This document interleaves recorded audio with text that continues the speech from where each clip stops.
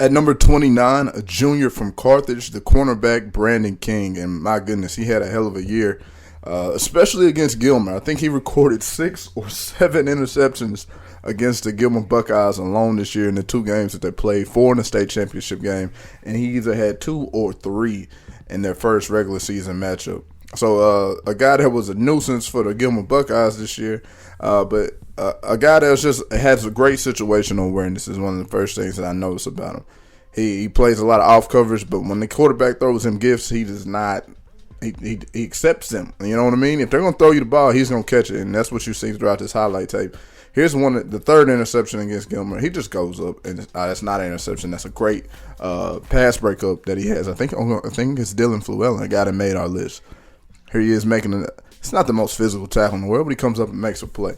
I don't think he had his highlight tape put in by best of plays, but nonetheless, here we are. That's a great interception there against PG.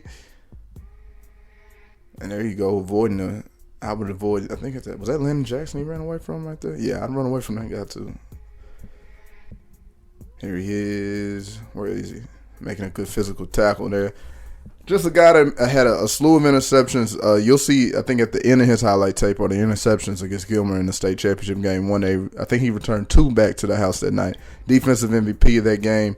I think maybe D player of the year. I think from Smokey. I don't know. I know he's at a first team corner. Here he is against Jasper, coming up, making a tackle on a physical linebacker there in Carl Limbrick. He's got some highlights against Kilgore. We'll see what he does here. He's going against number 68, Brian Brown, on the list, and the quarterback, number 50, Dalton LeClaire. He comes in, gets a hand on the ball, tips it out of there. So a huge junior year numbers-wise, a guy that has a lot of experience, a guy that the defense would lean on heavily in Carthage next year.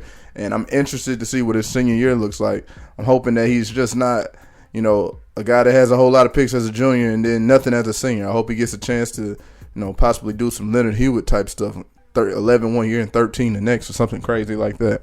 So who knows what's to come out of Brandon King, but he had a hell of a 2020, and he's number 29 on the top 100 East Texas players of 2020.